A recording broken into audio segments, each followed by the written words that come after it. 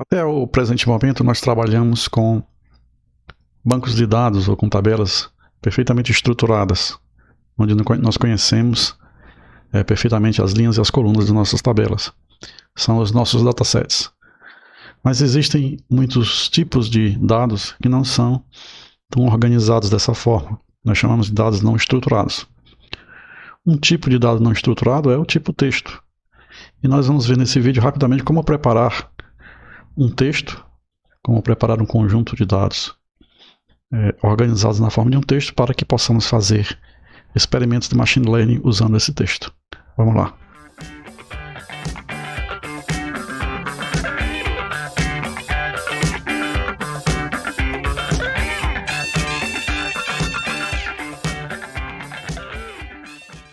Então vamos trabalhar aqui com dados não estruturados. Trata-se aqui de um primeiro, ou de uma introdução ao processamento de linguagem natural usando uma técnica específica. A linguagem natural, ela contém diversas formas de trabalho, né? Porque a linguagem natural, ela é um universo à parte de trabalho. Ela permite que a gente, ou diríamos assim, ela contém um conjunto de ferramentas muito amplo, dos quais aqui nós vamos ver apenas uma pequena parte. Então, a primeira coisa que nós precisamos saber é o conceito de corpora, né? O conceito de corpora é nada mais nada menos que um conjunto de informações sobre um determinado assunto. Esse conjunto de informações, obviamente, colocado na forma de um conjunto de textos, ou de um conjunto de documentos, ou de um corpus. Então, corpora seria o conjunto completo de conhecimento a respeito de um determinado assunto, e um corpus seria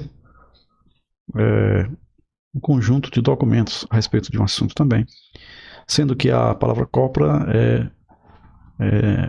é o plural, né? Plural de corpus. Mas vamos trabalhar aqui então com o conceito de corpus. Então, um conjunto de documentos, basicamente, imagine que você tem um documento 1, documento 2, documento 3, formam um corpus que você vai utilizar para algum tipo de trabalho. E seriam esses documentos, né? Então nós temos aqui um exemplo. O documento 1 seria, por exemplo, um texto. Nós temos aqui um texto em linguagem natural. Então você imagine aí, por exemplo, eu capturei um texto qualquer, você encontra aí na internet esse texto. Então você tem aí: as origens do Mercosul estão ligadas às discussões para a constituição de um mercado econômico, tal. Então esse texto aqui é um texto que você encontra aí nos jornais aí na internet. Então copiei e colei aqui. Então isso forçaria para a gente, por exemplo, um documento 1. Então nós podemos pegar um documento 2, por exemplo. O documento 2 seria algo tipo também falando de relações entre países da América do Sul. Então nós temos aqui acordos, tratados feitos entre Brasil, Argentina, Uruguai, né, Paraguai, essas coisas todas. Então nós temos aqui um documento 2 e nós temos aqui também um documento 3. Então será que nós podíamos fazer algum tipo de pesquisa com esses documentos? Bom, para fazer data mining ou machine learning com esses documentos, é preciso que a gente tenha consciência de que esse texto não precisa ser colocado num formato daquela tabelinha organizada que a gente possa trabalhar com ela. Então, como é que isso é feito? Isso é feito nas seguintes etapas. Então, nós temos o corpus, que é onde nós partimos tudo, ou seja, o conjunto de documentos, a partir do qual nós começamos a trabalhar, que nós chamamos aqui de corpus. Nesse corpus, a primeira coisa que nós temos que fazer é a análise léxica. Nós temos que transformar esse corpus em um conjunto separado de elementos específicos. Então, nós temos que identificar todos os elementos desse corpus e separá-los. Analisar lexicamente, separar esse documento nós chamamos genericamente de tokenização. Nós temos que tirar todos os elementos pertencentes, separar os elementos pertencentes a esses documentos. Depois que nós fazemos essa análise léxica, nós partimos para a eliminação de termos irrelevantes. E aqui essas atividades podem se repetir entre elas. A partir da eliminação de termos relevantes, nós podemos fazer, naturalmente, uma redução ao radical, ou seja, os termos que são importantes dentro do texto que nós vamos estudar são importantes por causa do seu radical. Então o radical é a parte mais importante dos textos. Então nós temos que fazer uma redução do termo ao radical. Depois disso, esse termo é feito a representação em forma de dataset, e aí nós temos o trabalho terminado. Sendo que essas atividades podem se repetir entre elas, até que a gente tenha um dataset. Então, para que a gente faça a aprendizagem de máquina ou data mining com um texto, é necessário que a gente transforme os corpos em datasets. Para isso, a gente pode usar uma ferramenta muito boa do Python chamada NLTK. NLTK é uma ferramenta que faz isso para a gente. Nós vamos ver daqui a pouco como é que a gente utiliza o NLTK para preparar um dataset. Bom, então o que é a análise léxica? Como nós já adiantamos aqui, a análise léxica é, em primeiro lugar, a tokenização. Em segundo lugar, a eliminação de certos caracteres de pontuação, por exemplo, ponto, ponto e vírgula, exclamação, interrogação. E também a eliminação de dígitos, conforme o caso.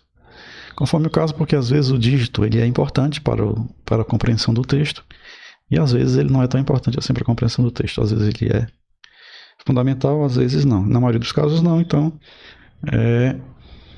eliminamos os dígitos. O que nós queremos saber de um texto? Nós queremos saber, por exemplo, qual é a posição política de uma pessoa que dita um certo texto, né, que escreve um certo texto. Poderíamos querer saber isso.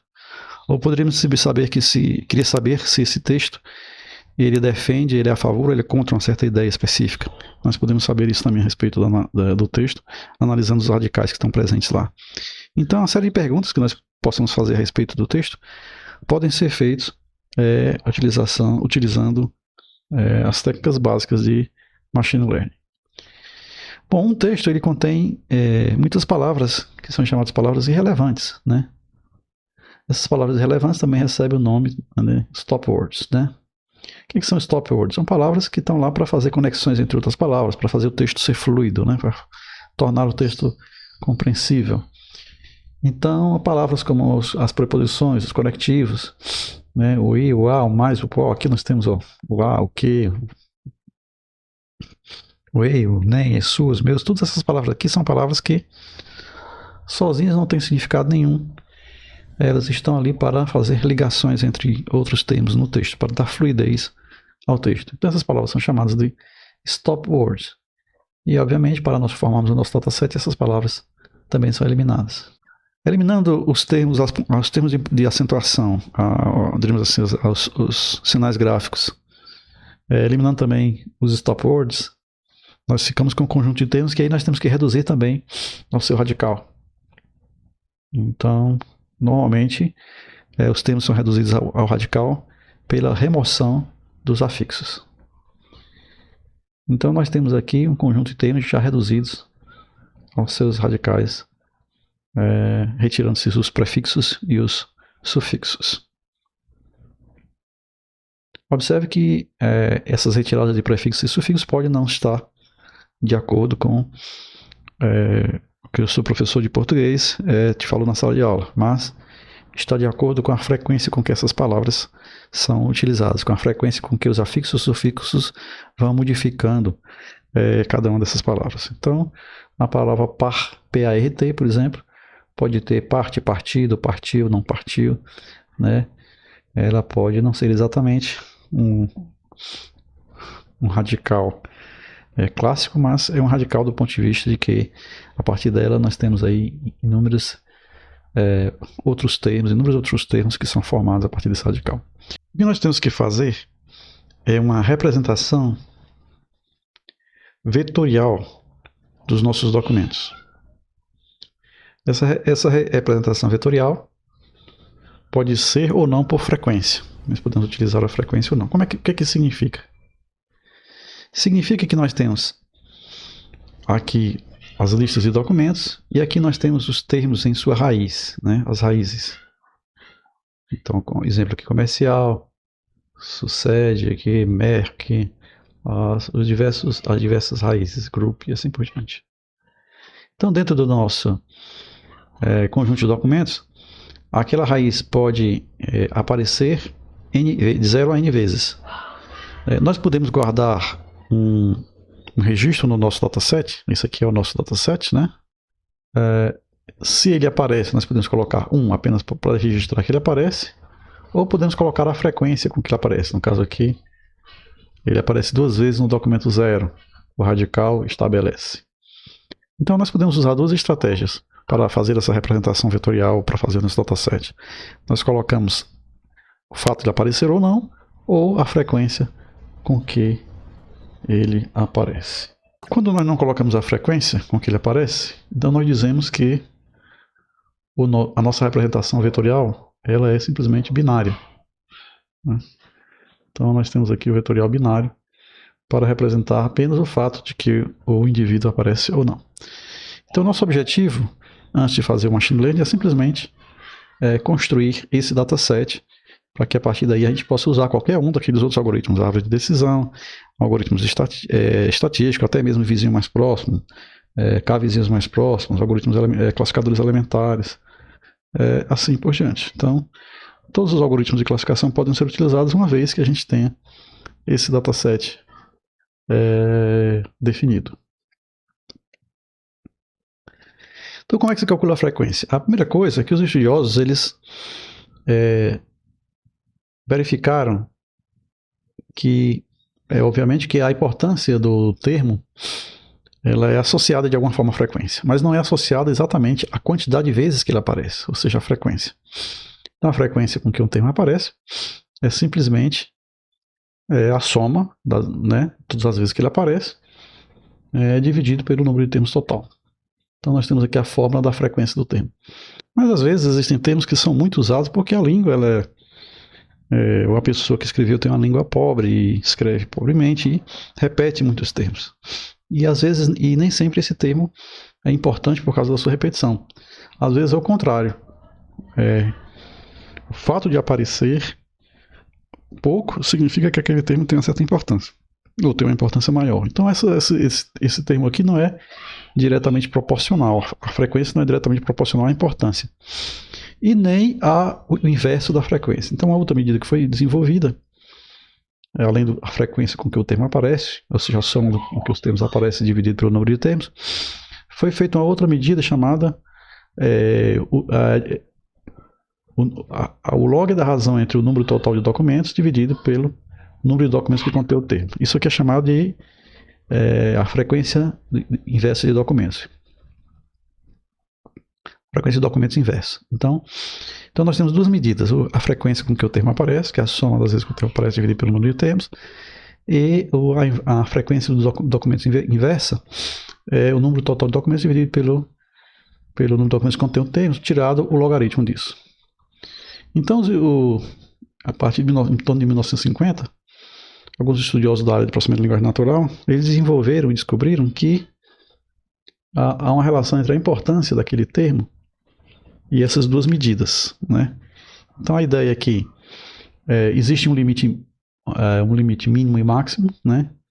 Um limite mínimo a partir do qual nem o IDF, que é a frequência inversa, e nem o TF são importantes, né? Aquele termo, quando ele está se localiza nessas regiões, ou nessa região aqui, ou nessa região aqui, né? Significa que esses termos têm uma importância, não tem importância dentro do texto, mas existe uma área em que a capacidade de representação do documento pelo termo ela é maior, ela cresce nessa direção. À medida que a frequência aumenta, se nós colocarmos aqui no eixo X os termos ordenados pela quantidade inversa da sua frequência, né? Então nós temos os termos com mais frequência vindo para cá e os termos com menos frequência vindo para cá, mais frequência para cá, menos frequência para cá. Então nós estamos inversamente ordenados. Nós veremos que a frequência ela vai ser uma curva dessa forma, ou seja, os primeiros termos têm mais frequência e eles vão diminuindo ao longo que o tempo passa. Isso vai forçar com que o IDF, que é medido ao contrário, também seja escrito de forma ao contrário também, ou seja, o IDF é menor nos primeiros termos, quando o TF é maior, o IDF tende a ser menor, e vice-versa. Então as 2 curvas tendem a ser antagônicas, né? Diríamos assim. Mas elas criam a região onde há uma região onde os termos que se localizam nessa região têm uma maior capacidade de representação do documento, ou seja, a capacidade de representação do sentido, do significado daquele documento. Então, as duas medidas são ITF e IDF. Então, o que nós temos que fazer é combinar essas duas medidas, que é combinado por uma fórmula, ou simplesmente multiplicando, né? Nós podemos simplesmente combinar os fatores multiplicando, ou seja, calculando o TF-DF como sendo o produto do TF vezes o IDF para cada conjunto de documentos e cada conjunto de termos, ou fazendo na forma normalizada, que eles ficam sempre entre 0 e 1, é outra fórmula, ou ainda essa fórmula aqui, que é o desenvolvimento da fórmula daqui de cima. Então, nós temos aqui as bandeiras de calcular o produto TF e DF, que é a frequência do termo vezes o inverso da frequência, a frequência inversa dos documentos relacionados ao termo. Então, com isso aqui, nós vamos formar um dataset, e a partir desse dataset, aí a questão de fazer os experimentos de machine learning ou de data mining seguem os mesmos passos dos outros algoritmos que nós já vimos aqui.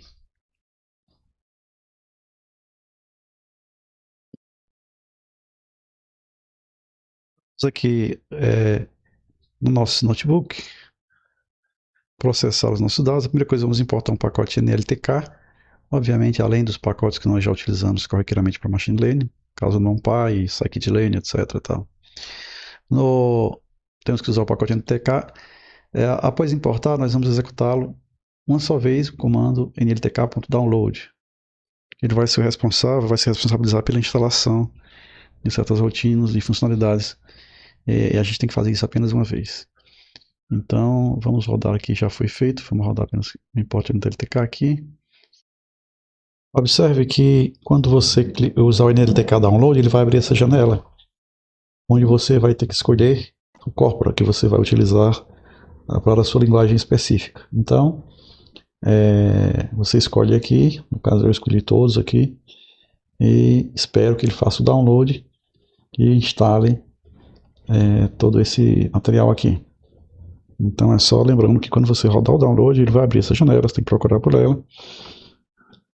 Você escolhe o que você vai baixar, escolher aqui todo o corpora, todo o NLTK, tudo aqui, para evitar qualquer problema. A seguir você dá OK e ele vai começar o processo de baixar e instalar as ferramentas do NLTK.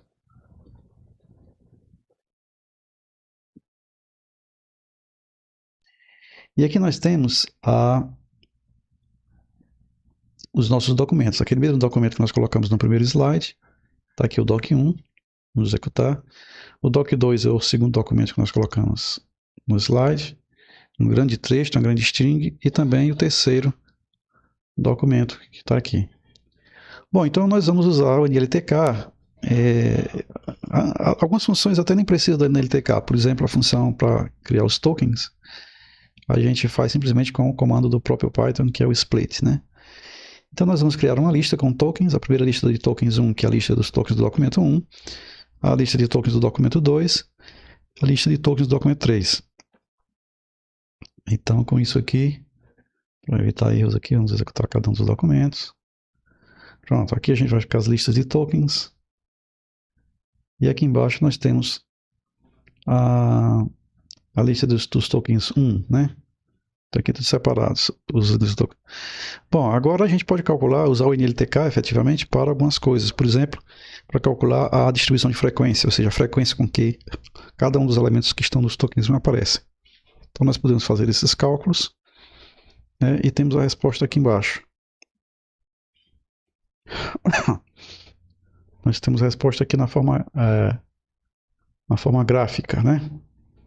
Então nós temos aqui, aliás, cada um dos termos, quantas vezes ele apareceu, no caso aqui N termos, e aqui nós temos o TF, né?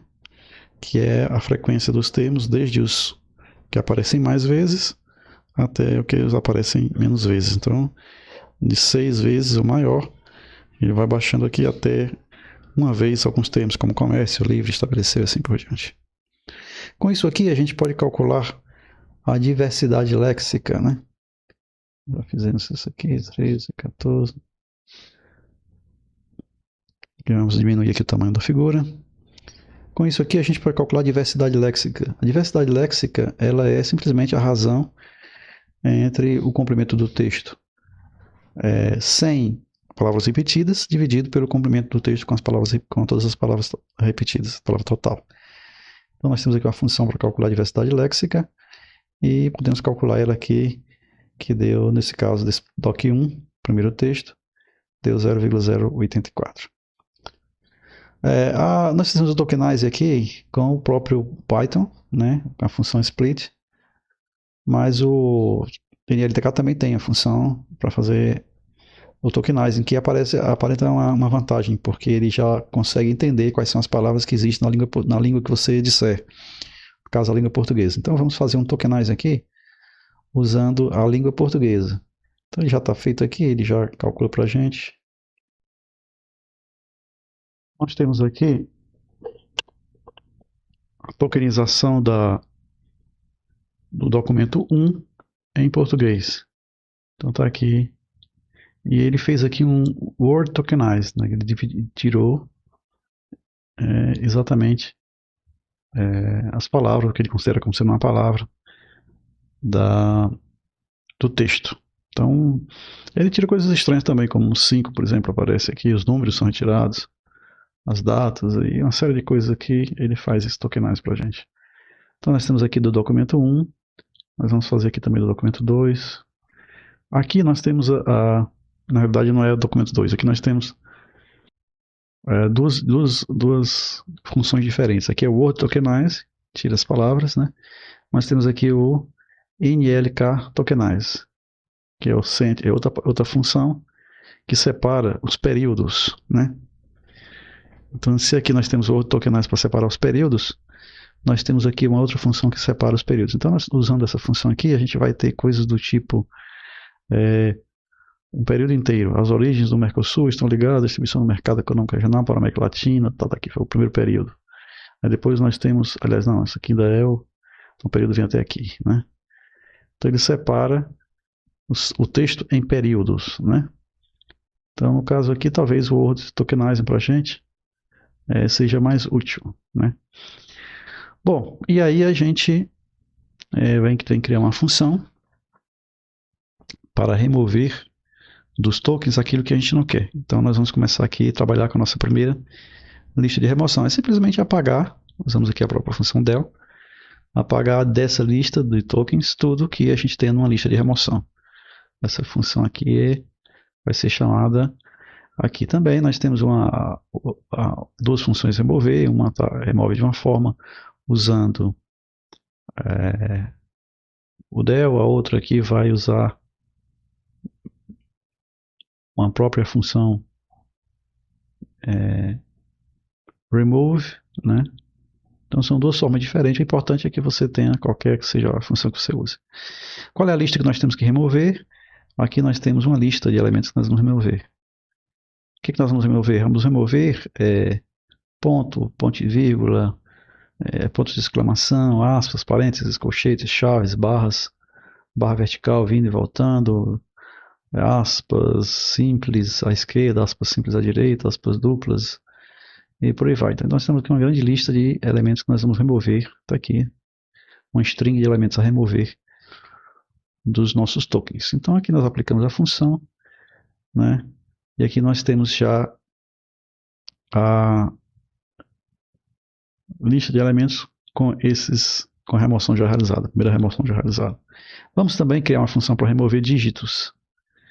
Então nós temos aqui a função remove dígitos e nós vamos ver que vai aparecer esses números aqui como uma coisa que vai desaparecer dessa lista. Remove dígitos aqui. Vamos imprimir. Então você vê que aqui já não tem mais os números, né? Algumas coisas às vezes sobram, né? Às vezes você faz uma função e ela deixa passar. Então para você, mais uma etapa de remoções aqui, vamos criar uma lista de elementos manuais que porventura tenham permanecido ainda na lista. Então vamos removê-las, né? E pronto. Então agora nós já temos um filtro bastante razoável. Agora vamos remover os famosos stop words. Esse conjunto de stop words está no próprio pacote LTK, nos corpos do pacote LTK, ele já tem os stop words de várias línguas. e inclusive da língua portuguesa, se você coloca aqui para português, ele vai remover os stop words da língua portuguesa. Então eu vou pegar aqui e importar a função stop words e vou utilizá-la aqui, né? Vamos pegar aqui, se nós verificarmos aqui ela, ó, as primeiras 10 palavras da lista dos stop words da língua portuguesa, as primeiras 10 são essas aqui, de a, o, que, a, tal, né? Então, para a gente remover, a gente guarda essas listas numa lista que eu chamo aqui de STP, e vou usar a função que nós já criamos de remover o STP dos tokens 1. Então, removendo os stop words dos tokens 1. Vamos imprimir aqui. A gente já tem aqui. Já fizemos uma grande remoção de stop words do nosso texto. Agora vamos reduzir o nosso texto ao radical. Essa redução radical é chamada de stemming. Então, stemming é a redução dos termos ao seu radical. O NLTK também tem um stemmer para o português. Então nós vamos pegar aqui o portrait stemmer, é a função, pacote do NLTK que vai utilizar o stemmer. Se nós colocarmos aqui para o inglês, que é o default dele, né? Chamamos aqui a função stem, a palavra working, né? E ele vai me dar como resposta aqui o work. Então, para o inglês. Só que nós temos que dizer aqui que não vai ser do inglês, mas que vai ser da língua portuguesa. Então, existe um projeto chamado Snowball Stemmer, que foi um projeto em que várias pessoas de várias nações construíram os radicais, né, mais usados, digamos assim, das palavras das diversas línguas. Então, se nós colocarmos aqui, né, as linguagens, né, que o Snowball já tem prontos, nós vamos ver aqui árabe, dinamarquês, holandês, inglês, finlandês, francês, alemão e por aí vai, né? Então nós temos várias linguagens. Então nós vamos pegar um stemmer brasileiro, ou português, né, melhor dizendo. Nós colocamos aqui, então nós temos aqui, já podemos testar aqui para a palavra apátrida, por exemplo, ele coloca aqui APATR, para a palavra cadeirante, ele coloca aqui cadeir, né? Para a palavra inconstitucionalissimamente, nós temos aqui os radicais dessas palavras. Obviamente que aqui, né, tá grande demais para ser um radical. Então, o sistema ainda precisa melhorar, esse pessoal precisa trabalhar mais para chegar aos verdadeiros radicais de certas palavras. Bom, então, vamos fazer o que pudermos para reduzir o radical dos tokens 1. Nós temos aí já a redução para os conjuntos de tokens. E temos que repetir todos esses processos para os documentos 2 e 3. Remover os tokens, remover os números, remover os dígitos e reduzir o radical. E remover os stop words e reduzir o radical. Então aqui nós fizemos estudos para os 3 documentos. Agora vamos vetorizar. Então vetorizar é criar a lista de termos. Nós temos aqui os termos, aqui todos os termos, né, que estão no nosso... Observe que a lista de termos ela é composta do conjunto dos tokens 1, 2 e 3, as palavras únicas, né? Então aqui usamos a vantagem do Python, um set Python, que não admite repetições. Então nós unimos os tokens 1, 2 e 3 já removido todos os top words, removidos os símbolos, removidos os números, reduzidos ao radical. E pegamos um exemplar só de cada uma das palavras, uma vez só, um exemplar de todas as palavras que aparecem nos 3 conjuntos. Nós chegamos a isso aqui. Então, aqui nós já temos a lista de termos.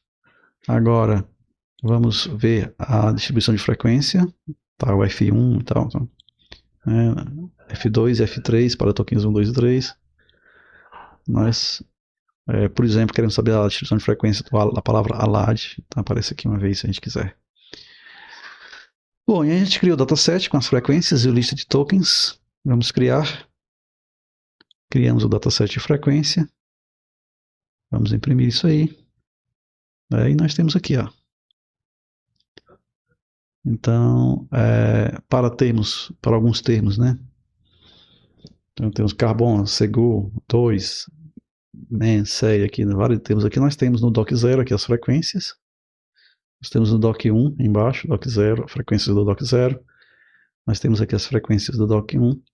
Nós temos as frequências do doc 6. Se nós quiséssemos criar o binário, também não teria problema. Fizemos uma função para criar o DSF binário.